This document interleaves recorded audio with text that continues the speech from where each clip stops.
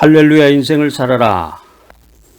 우리가 믿음 생활하면서 항상 말씀 충만을 해야 되겠습니다. 말씀 충만, 믿음 충만, 성령 충만, 복음 전파, 할렐루야.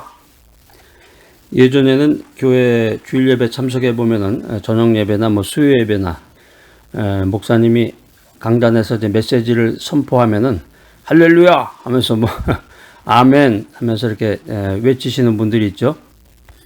아무나 그러는 건 아니고 교회 다닌 지 오래됐거나 아니면 이제 장로님이나 이제 나이 드신 권사님이나 그런 분들이 이제 아멘, 할렐루야 이런 얘기를 하는데, 그때 당시 그런 이야기를 듣고서 이제 마음에 좀 부정적인 생각을 가지셨던 분들도 아마 있을 거예요. 저분은 뭐가 좋길래 이렇게 할렐루야, 할렐루야 하면서 저러나. 근데 저도 이제 나이가 들다 보니까 예전에 젊었을 때는 그 소리가 이렇게 별로 듣기가 좋지 않았는데, 나이가 들다 보니까 참 그 소리가 그 소리가 참 좋은 소리로구나. 그렇게 이야기할 때 참 은혜가 넘치는구나. 할렐루야. 할렐루야라고 얘기하면서 내가 할렐루야 인생을 살아야 되겠구나. 말씀 충만, 믿음 충만, 성령 충만, 복음 전파, 할렐루야구나. 이런 그 믿음의 원리를 새롭게 깨닫게 되었습니다. 우리 믿음의 사람들은 세상 것을 의지하지 말아야 됩니다. 사람을 의지하지 말고 내 자신의 지혜를 의지하지 말고 오직 하나님만 의지하며 이 믿음 생활을 해나가야 되겠습니다. 할렐루야. 아직까지도 말씀을 들으면서 은혜 충만하지 아니하고 할렐루야가 저절로 나오지 않는 분들은 아직 멀었어요. 그러니까 인생도 그렇고 믿음 생활도 그렇고 예전과는 좀 다르게 이 변화가 돼야 되는데, 예전과 다르게, 이전과 다르게, 과거와 다르게 새롭게 변화된 신앙을 소유해야 되는데 참 그렇지 못하죠. 신명기 2장에 보면은 이 이스라엘 백성들의 길고 긴 여행이 마침내 끝이 납니다. Long trip is end.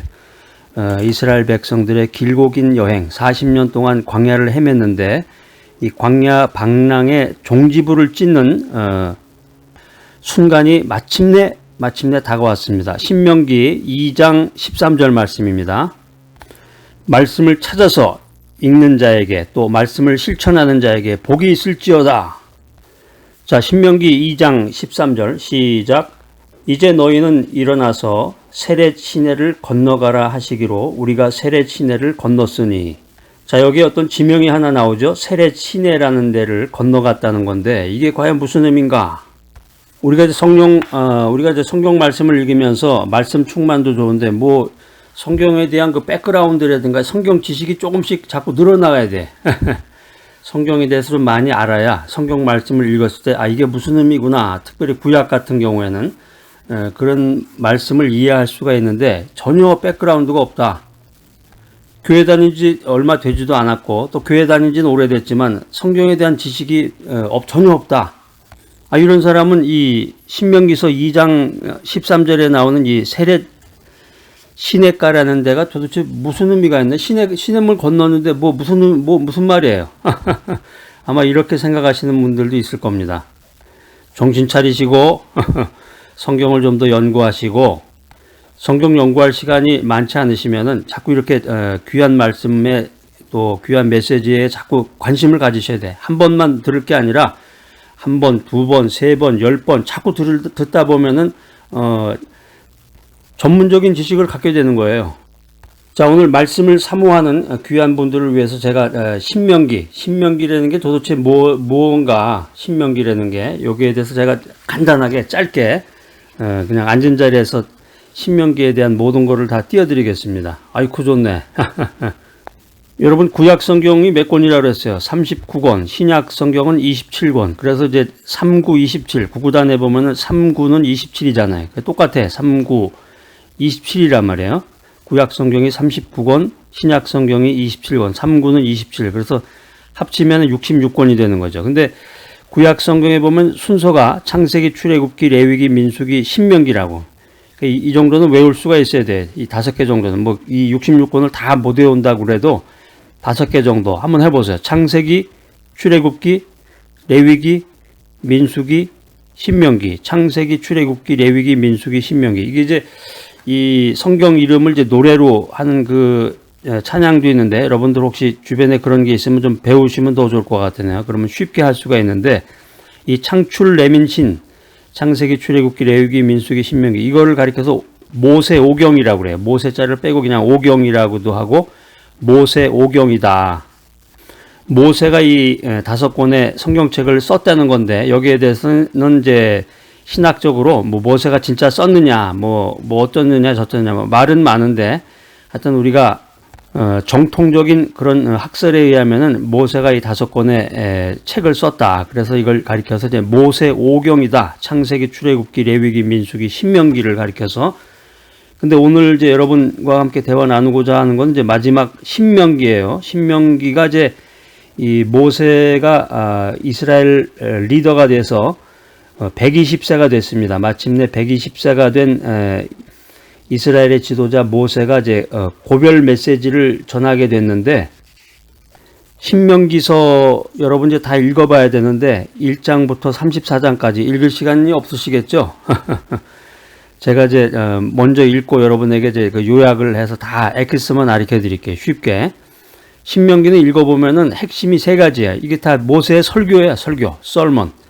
그래서 모세의 첫 번째 설교, 모세의 두 번째 설교, 모세의 세 번째 설교가 그 주요한 내용입니다. 1장부터 34장까지가 그 내용인데, 첫 번째 설교를 요약하면은 하나님이 행하신 일이 무엇이냐, 두 번째 설교를 요약하면은 하나님이 이스라엘에게 기대하시는 일이 무엇이냐, 세 번째 설교를 요약하면은 하나님이 앞으로 장차 하실 일이 뭐냐 하는 거예요. 이게 이제 모압 평지라고 하는 장소에서 약 한 달 정도 이 모세가 이제 세 번째 설교를 이제 마치게 되는데, 이 모세의 첫 번째, 두 번째, 세 번째 설교의 그 핵심은 약속의 땅을 차지할 신세대들에게 행했던 그 썰먼이라는 거죠.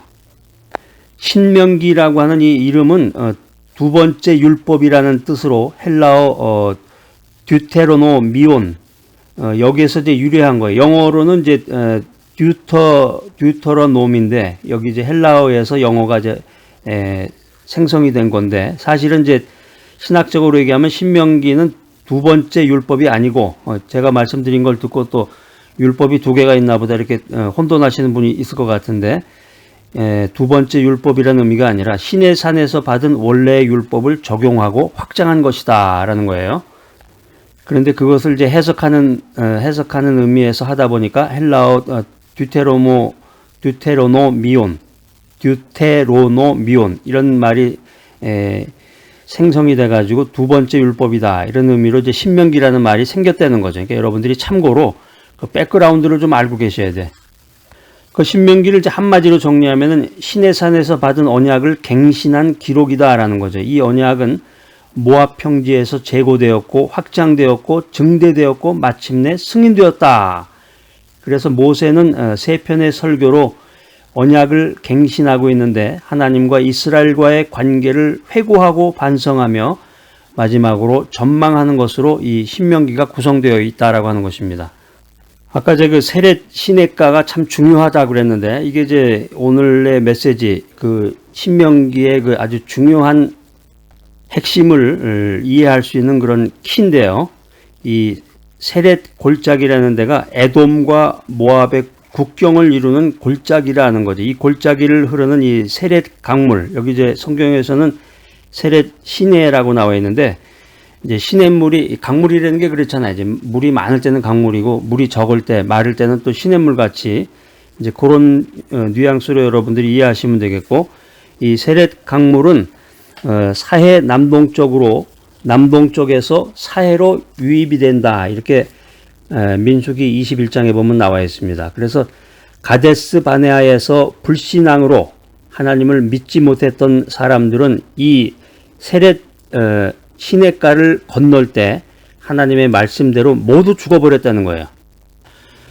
가데스 바네아라는 데가 어떤 곳인가요? 또 갸우뚱하시는 분이 있을 것 같아요. 성경적인 지식이 좀 부족해서 그런 분들을 위해서, 또 성경을 사모하는 분들을 위해서 제가 간단히 설명드리면, 이 가데스 바네아, 이것도 굉장히 중요한 구약의 그 진리의 메시지를 풀 수 있는 그 키 중에 하나인데요. 이 지명 이름이 여러분 꼭 기억을 해두세요.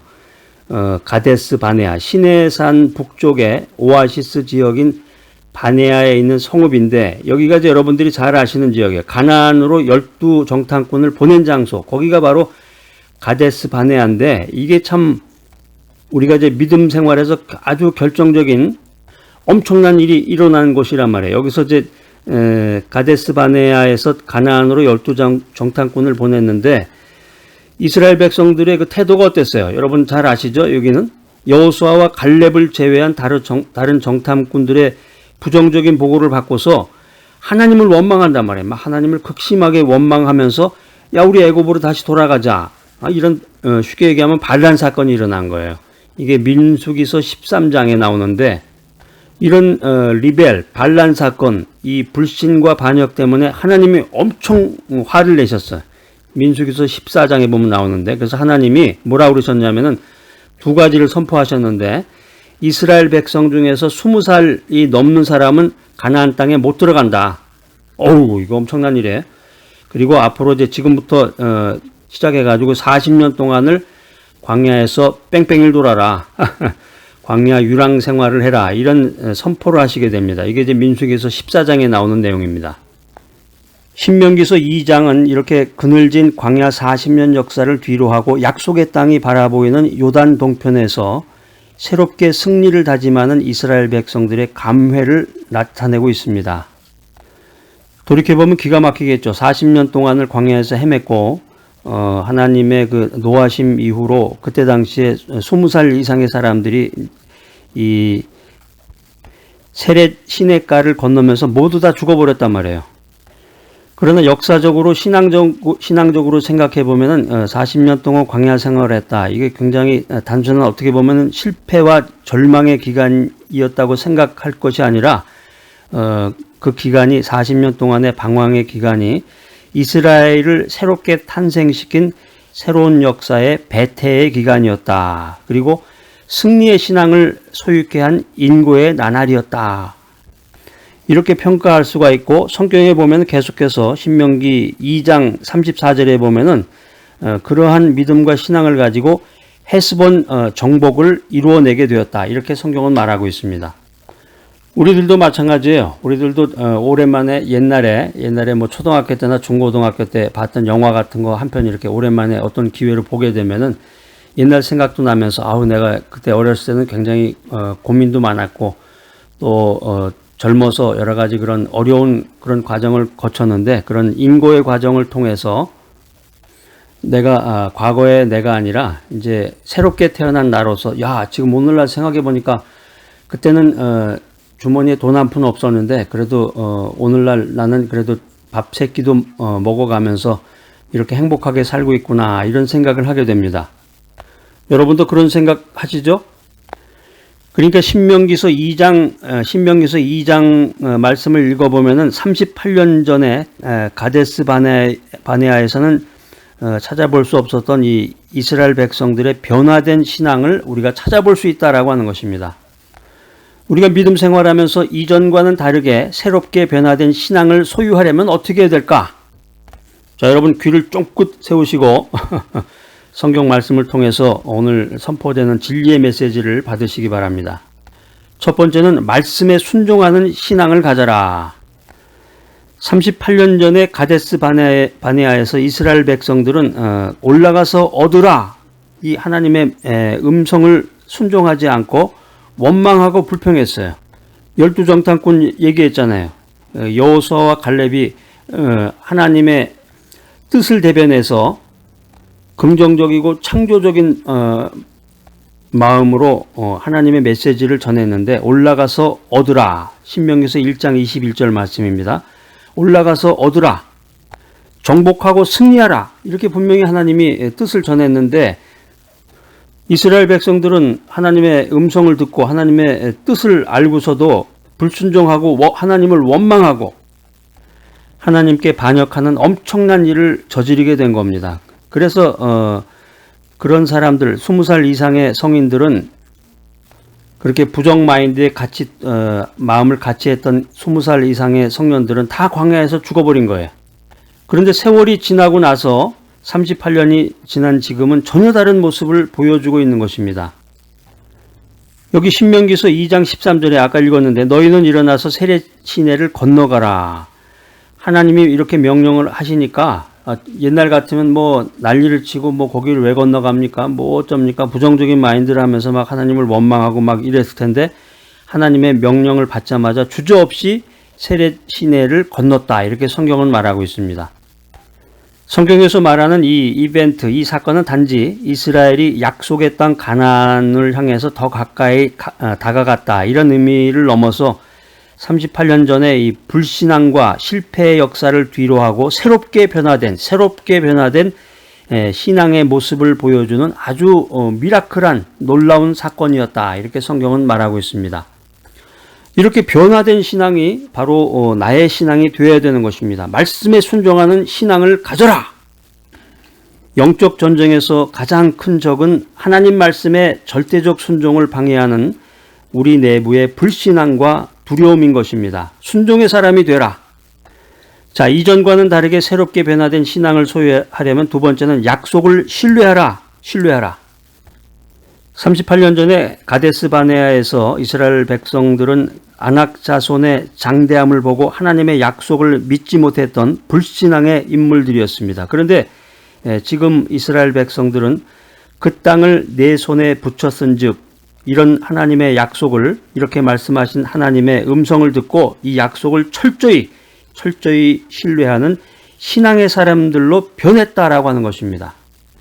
하나님을 믿고 하나님의 약속을 온전히 신뢰하라. 불신은 우리 믿음 생활에 있어서 최대의 적입니다. 불신은 영적인 눈을 멀게 하고 하나님의 존재를 부인하게 하고 하나님을 조롱하게 합니다. 결국에 가서 불신은 멸망을 초래하게 되는 것입니다. 사랑하는 남녀의 관계도 마찬가지죠. 믿음이 없이 믿음이 불신으로 변질이 되는 순간 사랑하는 상대방의 존재를 부인하게 되고 조롱하게 되고 결국에 가서는 망하게 된다라고 하는 것입니다. 하나님을 전적으로 신뢰하고 신뢰하는 신앙을 가져라. 자, 우리가 인생 살면서 이전과는 다르게 새롭게 변화된 신앙을 소유하려면 첫 번째는 뭐라 그랬어요? 말씀에 순종하라. 두 번째는 약속을 신뢰하라. 세 번째는 하나님과 동행하라. 가데스 바네아에서 이스라엘 백성들이 보인 모습은 하나님과 동행하려는 자들을 돌로 치려고까지 했던 아주 반역적이고 아주 패역한 모습이었습니다. 성경 연구하실 분들은 민수기서 14장 9절 10절 말씀 한번 찾아서 읽어보시기 바랍니다. 그런데 아주 변해버렸어요. 새롭게 변화돼 버렸어요. 지금의 이스라엘 백성들의 모습은 하나님께서 가는 곳까지 가고 하나님께서 멈추시는 곳에 멈춤으로써 하나님과 동행하려고 하는 참된 신앙의 모습을 보이고 있습니다. 인생 살면서 신앙생활하면서 말씀에 전적으로 의지하고 오직 하나님과 동행하려고 하는 믿음을 가지면 반드시 평안과 하나님의 축복이 주어질 것입니다. 할렐루야! 자, 오늘 이 귀한 메시지 들으신 여러분들, 순종, 신뢰, 동행, 순종하라, 신뢰하라, 동행하라.